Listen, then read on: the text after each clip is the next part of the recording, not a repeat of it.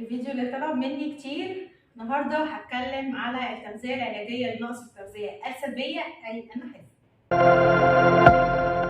السلام عليكم، اخباركم ايه؟ يا رب تكونوا بخير وبصحه. معاكم دكتوره عزه شعبان، استشاري التغذيه العلاجيه والتجميل غير الجراحي، والنهارده هنتكلم على علاج حالات النحافه بالتغذيه العلاجيه.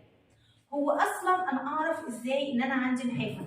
لما اقيس الكتله العضليه. يعني ايه اقيس الكتله العضليه؟ دي معادله بقيس بيها الوزن على مربع الطول بالمتر. بيطلع لي الرقم ده لو اقل من 18 يبقى انا عندي نقص تغذيه او نحافه. اشهر سؤال بيقولوه بتوع النحافه: والله يا دكتور انا باكل كتير بس مش بزيد. ليه مش بزيد؟ او يقولوا لي يا دكتوره هو الولد حرقه عالي، ده طول النهار بيتحرك، يمكن عشان كده بيحرق كل اللي بياكله فما بيزيدش في الوزن. خليني اقول لكم ان اغلب الاشخاص اللي عندهم نحافه هم من نوع شخصيات اسمه التايب اي بيرسوناليتي. ايه التايب اي بيرسوناليتي؟ هي كاركترز كده بتبقى متوفره في شخص معين. الشخص ده بيكون غالبا نحيف، شخص اكتف، حركي جدا، حركته سريعه جدا. في الاغلب بيكون زي ما بيتقال عليه بالبلدي كده عصبي، هو انشس واجريسيف شويه. الشخص ده بيكون مهتم جدا بالاتشيفمنت، يعني بيحب ينجز، بيحب يشتغل. الشخص ده كمان دايما بيبقى عنده طول الوقت ستريس او انكزايتي، طول الوقت هو متكهرب، طول الوقت هو متوتر. اغلب الاشخاص دي لما تيجوا تسلموا عليهم تلاقوا ايديهم ساقعه جدا، وممكن كمان تكون عرقانه. دول دايما الشخصيات اللي دايما بيقولوا يا دكتوره انا باكل كتير بس انا مش بزيد. انا ليه مش بزيد؟ هم متوهمين انهم بياكلوا كتير او ان حرقهم عالي. طيب ايه الكلام ده؟ خلينا الاول نشرح يعني ايه الحرق عشان نفهم. هو فكره انا باكل كتير فعلا وحرقي عالي، ولا هما ما بياكلوش قد احتياجهم؟ يعني ايه حرق؟ الحرق يعني انا بستهلك طاقه قد ايه؟ انا باخد كميه قد ايه من الطاقه؟ الطاقه اللي باخدها طاقه تكفي جسمي، يعني كل ما كان عندي خلايا في جسمي كل لما هحتاج طاقه اكتر. يعني اكيد الفيل بيحتاج اكل اكتر بكتير من النمله. تاني حاجه، كل ما كان عندي عضل في جسمي كتير كل لما كان احتياجي واستهلاكي للطاقه اكتر. وكل ما كنت ببذل مجهود وبتحرك وبشتغل وبشغل مخي طول الوقت متعصب ومتكهرب كل ما كنت محتاجه لطاقه اكتر، فبالتالي انا محتاجه لطاقه اكبر.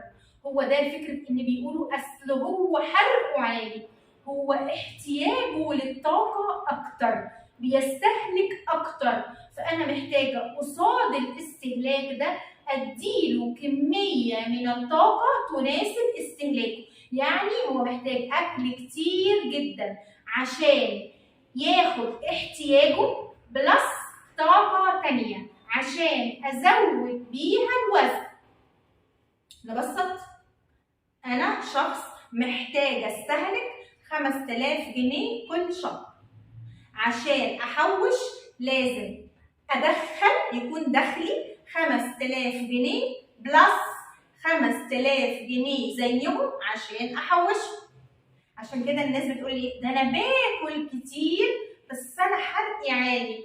هو مش معنى ان هو بياكل كتير حرقه بيستهلك كل الطاقه اللي داخلاله، ده هو كمان بيستهلك طاقه اكتر من اللي داخلاله. هيجيبها منين؟ من اللي محوشه، اللي هو من عضلاته ومن جسمه. يعني هو بياكل لكن بيخس.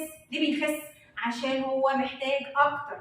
هو متوهم ان هو بياكل كتير، هو شايف كميه الاكل اللي بياكلها كبيره، لكن كميه الاكل دي مش مقضيه احتياجه، فبالتالي كمان هو محتاج عليها كتير عشان يزود. بس كده. الناس اللي عندهم تايب ايه بيرسوناليتي هتلاقيهم اشخاص روتينيين وتقليديين، يعني هم ماشيين كده مسطره. فبالتالي في الاكل ما بياكلوش الاكلات الغريبه، ما بيحبوش الصوصات الكتير، بيحبوا الاكل زي ما هو. كمان هو شخص ممكن يكون بيقرف جدا، فمثلا في اشخاص ما بتاكلش عشان هي بتشوف طريقه تحضير الاكل فما بتحبش كده. في اشخاص مثلا ما بتاكلش الفراخ لو شافتها قدامها بتتذبح وبتتنضف. في اشخاص ما بتاكلش عشان شمت ريحه نفاذه في الاكل، قد تكون الريحه دي هي ريحه حلوه جدا، احنا شايفينها ريحه حلوه، لكن هو مستغربها. هو شخص روتيني وتقليدي، عشان ياكل لازم الاكل يلبي احتياجاته، لازم يقبل الاكل عشان يقدر ياكل. خلي بالكم ان في نوع كبير جدا من الاطفال اللي عندهم نحافه، السبب الرئيسي وراء ده ان الشخص ده او الطفل ده بيقرف. حاجه مهمه جدا لازم ننتبه لها، الاشخاص اللي عندهم نحافه غالبا مش بيجوعوا، مش بيطلبوا الاكل، مع ان جسمهم محتاج لطاقه كتيره. طب ليه؟ لانه على مدار الوقت هو الاول كان بياخد طاقه كتيره او بياكل اكل بيستهلكه، لكن جسمه محتاج اكتر، بيجيبه منين؟ من اللي عنده. طيب الجسم عشان يقلل احتياجه للطاقه اللي بياخدها منه، اللي بياخدها من اللي محوشه، هيعمل ايه؟ هيقلل الحرق. واحده واحده الحرق هيبدا يقل، النهارده درجه، بعد بكره درجتين، بعده 3 4 درجات. كل لما يقل الحرق هيقل معاه طلب الاكل، هو مش هيطلب منك اصلا اكل، فبالتالي مش هتبقى عايز تاكل او مش هتحس ان انت عايز تاكل. امتى تعوز تاكل؟ لما يبدا سكر الدم يقل، فالمخ هو ساعتها اللي بيطلب احتياج للطاقه وهو السكر، فهياكل بس كميه بسيطه، مش هيقدر يكمل الاكل ومش هيقدر ياكل كميه كبيره. طب برضه ليه مش هيقدر ياكل كميه كبيره؟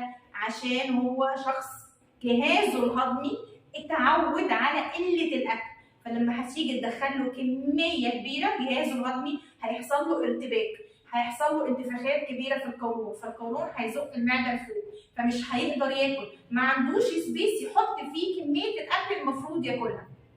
السنسور الحرق والجوع عند الاشخاص دي شبه بالظبط الساعه اللي ما فيهاش حجاره، انا ازاي هطلب منها ان هي كمان ترنني منبه؟ عشان كده الكي او المفتاح او الخلاصه او اهم خطوه اني ارجع اظبط الساعات اللي باكل فيها، ارجع اظبط الحرق تاني، ارجع احط حجاره في الساعه عشان الساعه تفضل تشتغل وترنلي بعد كده منبه، فابدا اجوع واطلب الاكل واكل. يعني ايه؟ يعني اول خطوه من الخطوات اللي انا هعملها عشان اعالج النحافه هو اني هاكل في مواعيد ثابته، لازم 3 وجبات 4 وجبات 5 وجبات، المهم في مواعيد، الساعه كذا بفطر، الساعه كذا بتغدى، الساعه كذا بتعشى. ليه؟ عشان مع الوقت ابدا جسمك يتعود ان داخله طاقه، يطمن يعني ان داخله طاقه، فهيبدا يحسسك بالامان ويديك الارم الجوع. لو بداتي مع طفلك كل يوم تديله فطار الساعه كذا وغدا الساعه كذا وعشاء الساعه كذا، اضمني ان الاسبوع اللي جاي هيبدا يقول لك في الساعه كذا ماما انا جعان، ودي الكلمه اللي انت مستنيه تسمعيها. تاني خطوه، بس هو مش راضي ياكل، ان شاء الله لو معلقه بس في نفس الميعاد، كميه بسيطه من الاكل بس لازم كل يوم في المواعيد اللي حددناها. رقم 3، اوعي تطمعي، مش عشان قال لك ماما انا جعان تجيبي له طبقين محشي وفرختين، لازم ندخل الاكل واحده واحده. خلي بالك الجهاز الهضمي بيعاني من اضطراب شديد، وكمان هو مش متعود على كميه الاكل اللي هتدخليها، هو تقريبا اول مره يشوف الاكل، فلازم ندخل الاكل واحده واحده، والا هنخش في سايكل ان احنا هنعاني من اضطراب الجهاز الهضمي، انتفاخات في القولون وامساك او اسهال، وهنقعد نعالج في الجهاز الهضمي فتره وهنرجع لنقطه الصفر تاني. فبالراحه واحده واحده. رقم 4، ارجوكوا بلاش ميه مع الاكل، بلاش تحطي له معلقه في بقه وراها بق ميه، لا هو مش عشان بتعمل كرش، عشان كميه الاكل اللي هتخش هتبقى اقل، لان الميه هتاخد حيز من المعده، كميه الميه اللي هتخش هتخلي الجهاز الهضمي ما يهضمش الاكل. كل لما زادت الميه او السيوله بتاعه الاكل، كل لما بتقل الاكتفه او النشاط الانزيمات المسؤوله عن الهضم، وده اللي بيخلي الميه بنقول عليها بتعمل كرش، هي بتعمل انتفاخ في القولون. بس كده، الاشخاص دول لسه جهازهم الهضمي يا دوب كده بيتعرف على الاكل، فانا لو دخلت له كميه ميه كبيره مع الاكل هيحصل له كمان ارتجاع مريء، فبالراحه كميه بسيطه وبلاش ميه مع الاكل. رقم 5، يتحط الاكل اكل، بلاش اقعد اتفرج على الساندوتش 7 ايام قبل ما باكله. ليه بقى؟ طول ما الاكل قدامي عينيا شايفه الاكل انا شبعت قبل ما اكل، رقم 1.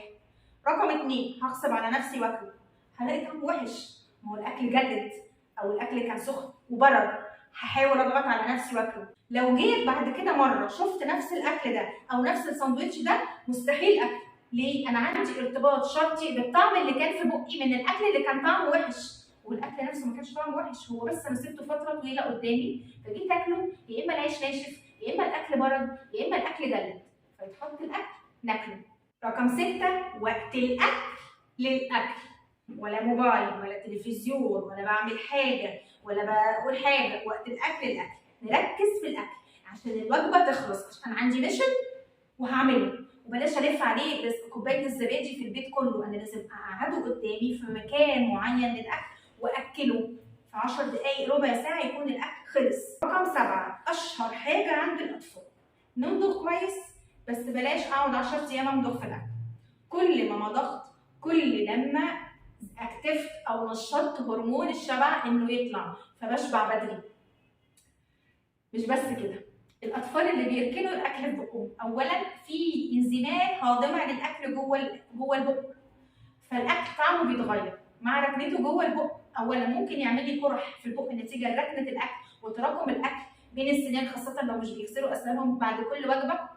تاني حاجه الطعم اتغير في بقي، وانا قلت لكم ده شخص بيقرف فهيقرف من الاكل، بعد كده تيجي تاكليه نفس الاكل يقول لك لا الطعم وحش، هو مش طعم وحش، هو افتكر الطعم اللي كان في بقه من ركنه الاكل. رقم 8 مكان الاكل حلو، ادوات الاكل حلوه، اللون الاورنج واللون الاحمر من الحاجات اللي بتنبه خلايا التذوق بتاعه اللسان فبتحفز الطفل انه ياكل. ترابيزه الاكل تكون حلوه، بلاش نفتكر ان هو ضرب اخوه الصغير ورد على خالته وحش وما عملش الواجب امبارح وامبارح قلت بعته يجيب حاجه ما جابهاليش، افتكرها ساعه الاكل وافضل اعنفه وقت الاكل، هيكره وقت قعده الاكل. خلي وقت الاكل للاكل. رقم 9 لو مش بياكل بسله ان شاء الله مكان بسله، في حاجات تانيه. الاشخاص دي في علاقه ما بينهم وبين الاول اصلا بيكرهوا الاكل، فبلاش في بدايه ان انا لسه عايزه اكله اضغط عليه كمان بحاجات مش بيحبها، انا هبدا معاه بالحاجات اللي بيحبها واحده واحده. وطالما في بديل البسله اللي هو الخيار والطماطم والجزر اللي اغلب الاطفال بتحبه، يبقى مش مهم البسله خالص. رقم 10 هناخد وقت احنا هناخد وقت اصلا على اننا نتعرف ونبني علاقه جيده وسويه ونرجع السفير اللي طردناه ما بيننا وما بين الاكل. فبالراحه كده، بلاش فكره ان انا هخس 5 كيلو في اول اسبوع. انا هقعد في الاول لسه ارجع الفيزيولوجي بتاع الجهاز الهضمي بتاعي وارجع سنسور الحرق بتاعي، واول حاجه مطلوبه مني ان انا ابدا اجوع بس، فواحده واحده. رقم 11 ده للبنات، ارجوكم بلاش ترياكتين. كل الناس عايزه تدخن تروح تجيب الترياكتين من الصيدليه. هو مضاد حساسيه بيزود الشهيه جدا ولكن بينيم، له اعراض جانبيه في انه بيزود الاندروجين، بيزود هرمون الذكوره، فتيجي البنات تشتكي من شعر زياده في منطقه الدقن، شعر زياده في حلمات الثدي، شعر زياده في الصدر. بلاش الترياكتين. عايزه اخد حاجه تحفز لي الشهيه، ممكن اخد اي نوع مالتي فيتامين بس شراب، اي شراب مالتي فيتامين بتاع الاطفال ده ممكن اخده كحاجه محفزه للجوع. رقم 11 جبت الصيدليه او جبت من صاحبتي او قالت لي اصل الكورتيزون او الحقن اللي بتتخن. الكورتيزون جميل قوي، هيخلي وشك قد كده مون فيس، بيتقال عليه كده في الكتب مون فيس. ليه بقى؟ لانه بيحرك الدهون من تحت لفوق، كل الدهون اللي في الجزء السفلي هتطلع فوق، فوشي هيورد كده ويدور ويبقى مون فيس. هيطلع لي حاجه في ظهري اسمها البافالو هام، يعني يزيد لي الدهون اللي بتتراكم فين؟ في منطقه الكتف والظهر من فوق، وكمان هيزيد معاه الثدي، وهيزيد معاه برضو الكرش، وهيزيد معاه الشعر في اماكن ما بيطلعش فيها شعر اصلا زي منطقه الدقن، هيزيد معاه اضطراب الدوره الشهريه. في ناس اعرفهم شخصيا لما كانت بياخدوا الكورتيزون عشان تتخن وتلبس فستان حلو في الفرح، قعدت تتعالج سنه عشان تعرف تخلف. بلاش كورتيزون. رقم 13 لو عايزه افتح الشهيه بحاجه طبيعيه، معلقه عسل قبل كل وجبه، نص بار حلاوه قبل كل وجبه، اخد معلقتين نوتيلا قبل كل وجبه. الحاجات اللي فيها سكر او معلقتين مربى، الحاجات اللي فيها سكر بترفع السكر في الدم مره واحده، بيطلع لها انسولين بكميه كبيره، بتوطي السكر مره واحده فهبدا اجوع. فممكن معلقتين عسل او معلقتين مربى قبل كل وجبه هيديك احساس الجوع ويخليك تقدر تاكل الوجبه بتاعتك. قلنا الفيتامينات اللي ممكن اجيبها من الصيدليه، اي نوع مالتي فيتامين شراب هاخد منه معلقتين كبار قبل الاكل 3 مرات. مع المالتي فيتامين انا محتاجه اخد حاجه كمان للهضم، لان احنا قلنا احنا هنعاني من اضطراب في الهضم، فلازم اخد حاجه تساعدني في الاول على هضم الاكل.